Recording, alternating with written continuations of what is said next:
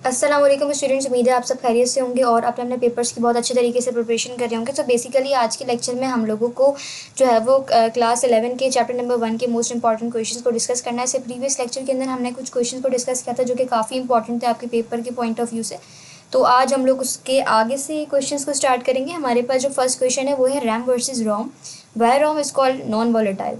ये क्वेश्चन आपके पास 2022 और 2023 के अंदर पूछा जा चुका है, तो ये काफ़ी ब्राइट चांसेस रखता है कि इस बार भी पूछा जाए। तो आपके पास रैम और रोम क्या होती है? तो रैम की जो एब्रीविएशन होती है वो होती है रैंडम एक्सेस मेमोरी, और रोम की जो आपके पास एब्रीविएशन होती है वो क्या होती है? Read only memory. ठीक है, अच्छा भाई। उसके बाद हम अगर देखें तो यहाँ पर रैम के अंदर क्या बताया जा रहा है? Data loss when power is of. यानी कि अगर आप कोई काम कर रहे हैं, आप वर्ड पे काम कर रहे हैं, आप एक्सेल पे काम कर रहे हैं और काम करते हुए आपके लैपटॉप की बैटरी चली गई, आपकी लाइट चली गई, तो क्या होगा? आपका जो भी डाटा पे आप काम कर रहे थे ना वो क्या हो जाएगा? लॉस हो जाएगा। जबकि रोम में ऐसा नहीं होता। रोम के अंदर आपका डाटा रिटेन रहता है, ठीक है, परमानेंट रहता है, ठीक है, भले ही आपके पास पावर ना भी हो। क्लियर है? रैम आपके पास मिली सेकेंड का इसका एक्सेस टाइम होता है, जबकि रोम का आपके पास माइक्रो सेकेंड का एक्सेस टाइम होता है। ठीक है, रैम में क्या होता है? जनरली मोर कॉस्ट इफेक्टिव पर जीबी के हिसाब से जो है वो ये होती है। ठीक है, और ये मोर कॉस्ट इफेक्टिव होती है, more expensive due to complexity. ROM की बात की जा रही है यहाँ पर।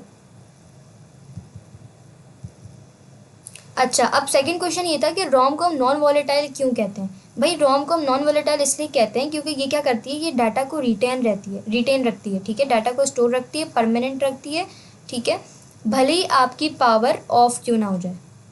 सही है, ये बात आपको क्लियर होनी चाहिए। नेक्स्ट क्वेश्चन आपके पास है what is CPU, describe it's main component. अच्छा, ये क्वेश्चन आपके पास 2022 और 2021 के अंदर पूछा जा चुका है। तो क्वेश्चन आपके पास है सेंट्रल प्रोसेसिंग यूनिट। ठीक है, सीपीयू क्या होता है? भाई सीपीयू हमारे पास ब्रेन होता है कंप्यूटर का। जैसे कि आपके जो पार्ट्स होते हैं, बॉडी पार्ट्स होते हैं, उसको चलाने के लिए आपका ब्रेन होता है। आपका ब्रेन आपके बॉडी पार्ट्स को कंट्रोल कर रहा होता है, वैसे ही कंप्यूटर को चलाने के लिए सीपीयू होता है। सीपीयू कंप्यूटर का ब्रेन होता है और वो रिस्पॉन्सिबल होता है executing program instructions in microcomputer the entire the CPU is contained on a small chip called a microprocessor। उसके पास क्या होती है? एक अदर चिप होती है, ठीक है, जो कि आपकी जो लास्ट फिंगर होती है ना, उसके जो नेल होता है उसके बराबर की होती है, उसे हम माइक्रो प्रोसेसर कह रहे होते हैं। This chip define the type and overall characteristics of the computer. ठीक है भाई। अच्छा, अब ये बात तो हो गई हमारे पास कि हमारा सीपीयू क्या होता है, सेंट्रल प्रोसेसिंग यूनिट क्या होता है। अब हमारे पास सीपीयू के कुछ जो है वो यूनिट्स भी होते हैं। जैसे हमारे पास आ गया कंट्रोल यूनिट, आ गया हमारे पास अर्थमेटिक लॉजिक यूनिट, आ गया लॉजिकल ऑपरेशन, आ गए यूटिलाइज रजिस्टर, आ गए। ठीक है, इनको भी डिस्कस कर लेते हैं। भाई कंट्रोल यूनिट क्या है? मैनेज करता है all resources and coordinate with the computer activities. ठीक है, contain the instruction set which provide commands the CPU can execute, act as a traffic controller।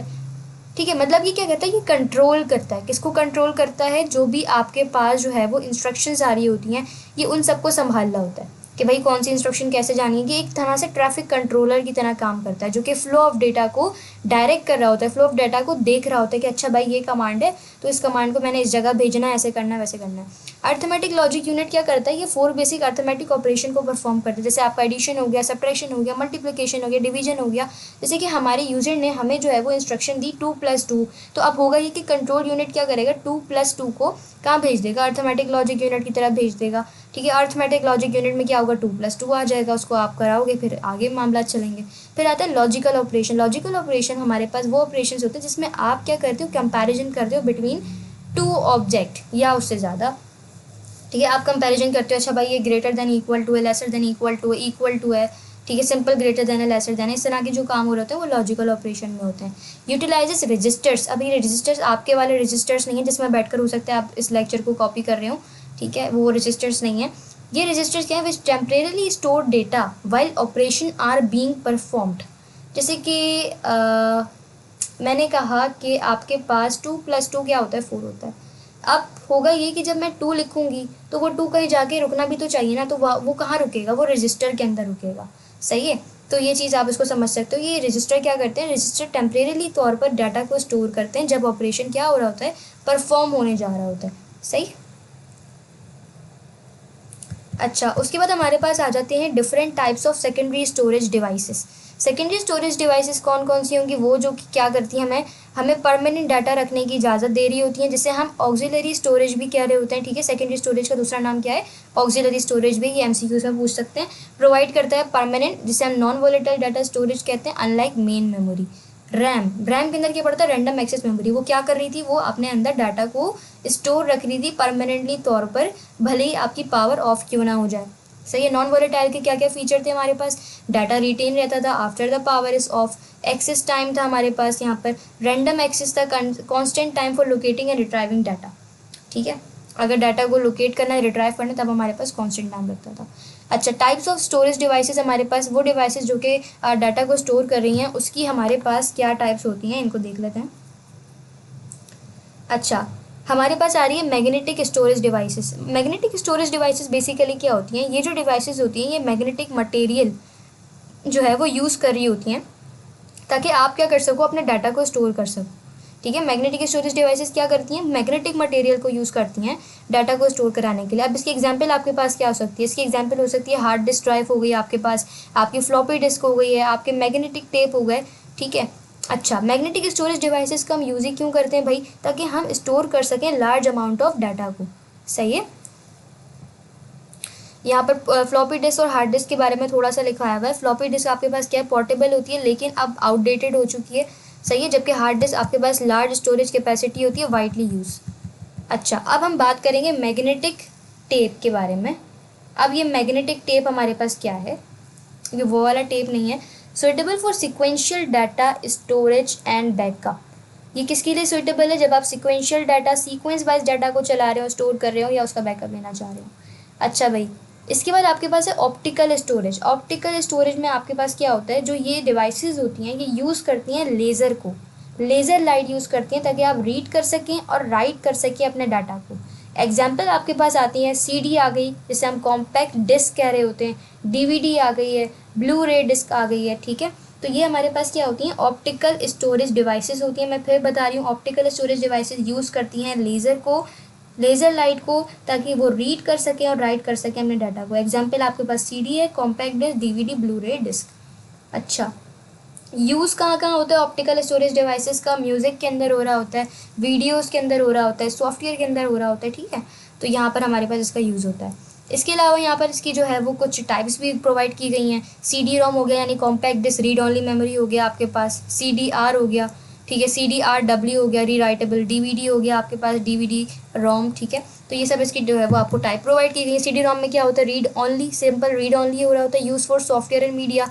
CDR यानी compact disc recordable, allowing data writing once, यानी एक दफ़ा ही आप यहाँ पर लिख सकते हो। री राइटेबल मतलब आप मल्टीपल्स टाइम लिख सकते हैं। DVD क्या है, higher capacity than CDs, DVD के अंदर ज़्यादा कैपेसिटी होती है CD से ज़्यादा। ये यूज़ की जाती है वीडियो के लिए और डाटा स्टोरेज के लिए।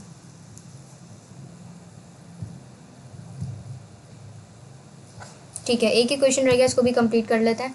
रोम and types, at least 5 name of third generation programming language. ROM हम बहुत दफ़ा पढ़ चुके हैं अभी ऊपर, इससे प्रीवियस लेक्चर के में हमने रोम पढ़ा था। रोम क्या है भाई, रोम हमारे पास एक नॉन वॉलेटाइल मेमोरी होती है, जो कि स्टोर करती है डाटा को परमानेंटली तौर पे, ठीक है। और ये क्या करती है, डाटा को रिटेन रखती है, भले ही आपकी पावर ऑफ क्यों ना हो जाए। User can not modify write to the content of ROM. आप जो है ना यूज़र हो, और आप जो है वो कोशिश नहीं कर सकते कि आप रोम के अंदर चेंजेस करने चले जाएँ, ठीक है, क्योंकि वो परमानेंट होती है भाई।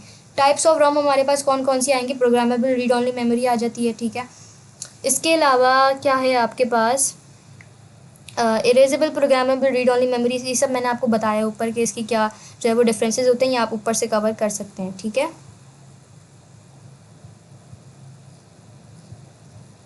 अच्छा, और तो इसके अंदर कुछ नहीं है,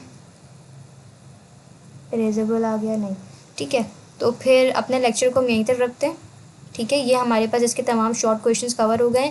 नेक्स्ट लेक्चर के अंदर हम लोग जो है वो इसके जितने भी लॉन्ग क्वेश्चंस आ रहे हैं, जिसमें हमारे पास आ रहा है मॉनिटर और उसकी टाइप्स आ जाती हैं, ठीक है। और इसके अलावा क्या आ रहा है आपके पास, प्रिंटर आ गए, प्रिंटर की टाइप्स आ गई हैं। अच्छा, पहला चैप्टर आपके लिए काफ़ी इंपॉर्टेंट होता है, ठीक है। पहले चैप्टर से काफ़ी सारे लॉन्ग क्वेश्चन तो बन ही जाते हैं आपके, तो इसको तो बिल्कुल भी नहीं छोड़ के जाइएगा। और जो क्वेश्चन आपको बताए जा रहे हैं, करवाए जा रहे हैं लेक्चर्स के अंदर, तो उसको तो आप बिल्कुल भी नहीं छोड़ सकते, ठीक है।